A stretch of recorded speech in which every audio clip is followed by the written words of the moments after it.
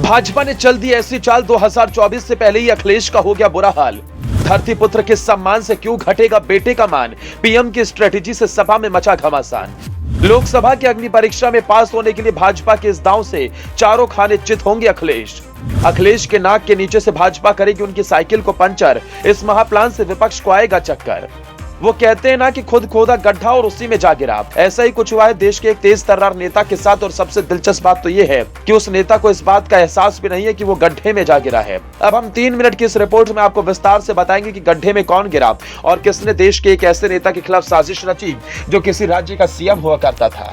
दरअसल हम बात कर रहे हैं उत्तर प्रदेश के पूर्व सीएम अखिलेश यादव की, जिनके सियासी अनुभव काफी अच्छी खासी है, लेकिन देश के सत्तारूढ़ पार्टी भाजपा के सामने उनका यह अनुभव भी फीका पड़ जाता है। अब आप सोचेंगे कि आखिर ऐसा हुआ क्या जिससे अखिलेश के अनुभव को कम समझा जा रहा है। हम सभी जानते हैं कि अखिलेश के पिता स्वर्गीय मुलायम सिंह यादव का 2022 में देहांत हुआ था। मुलायम सिंह यादव उत्तर प्रदेश की राजनीति के सूरमा कहे जाते थे।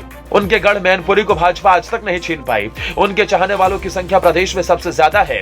ऐसे में धरती पुत्र यानी अखिलेश के पिता को लेकर भाजपा ने कुछ ऐसा किया जिसकी कल्पना खुद अखिलेश ने भी नहीं की थी। और अब कहा यह भी जा रहा है कि अखिलेश ने खुद के पांव पर कुल्हाड़ी मार ली है, क्योंकि जो हुआ उससे अखिलेश अभी अनजान है और इस बात को जान उन्हें सांप जरूर सूंघ जाएगा।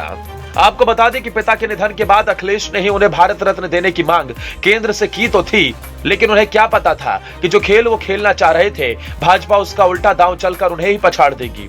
दरअसल समाजवादी पार्टी के संस्थापक मुलायम सिंह यादव को पद्म विभूषण पुरस्कार से सम्मानित करने की घोषणा की गई है। देश के नागरिक सम्मानों की घोषणा के दौरान मुलायम सिंह यादव का नाम आना किसी आश्चर्य से कम नहीं था। मुलायम सिंह यादव और भाजपा के संबंधों पर चर्चा कई बार हो चुकी है। कई नेता इसको लेकर तरह तरह की टिप्पणियां कर चुके हैं। ऐसे में विपक्षी दल के नेता को सर्वोच्च नागरिक सम्मान दिए जाने पर सभी चकित हैं, वो भी तब जब भाजपा ये सम्मान किसी अपने को दे सकती थी। जी हां, भाजपा और शरद यादव का पुराना नाता रहा था। समाजवादी नेता शरद यादव अमित शाह और मोदी के करीबी भी थे, फिर भी उन्हें यह सम्मान न देकर किसी ऐसे नेता को देना जो हमेशा से विपक्ष की भूमिका में रहा है, यह बात किसी से भी हजम नहीं हुई। अब हम आपको बताते हैं कि अखिलेश जिस बात से खुश है वो उनका काल भी बन सकता है। बता दें कि यूपी भाजपा ने प्रदेश के सभी 80 सीटों पर जीत का लक्ष्य तय किया है। आजमगढ़ और रामपुर लोकसभा उपचुनाव के परिणाम भाजपा के पक्ष में आए थे। इसके बाद से प्रदेश में अलग रणनीति पर भाजपा काम करती दिख रही है। इसमें पसमानदा मुसलमान को साधने की रणनीति तो है ही, इसके साथ साथ मुलायम सिंह यादव पर आस्था रखने और अखिलेश यादव से दूरी बनाने वाले यादव वोट बैंक को साधने की कोशिश भी हो रही है। भाजपा ने 2019 के लोकसभा चुनाव में गंवाने वाली सीटों को साधने की रणनीति पर काम तेज कर दिया। मुलायम सिंह यादव को सम्मानित कर केंद्र सरकार ने बड़ी राजनीति कर दी है। यह सम्मान समाजवादी पार्टी की परेशानी बढ़ाएगा। मुलायम सिंह यादव को लेकर भाजपा पर हमलावर होने का मौका पार्टी गंवाएगी। हालांकि भाजपा ने मुलायम सिंह यादव पर पहले भी कभी सीधा हमला नहीं बोला। यह फैसला सिर्फ मुलायम सिंह यादव के सम्मान भर का नहीं है, बल्कि इसमें बीजेपी को अपने लिए भी उपहार दिखता है, क्योंकि मुलायम सिंह यादव की सियासी विरासत पर बीजेपी की भी नजर है।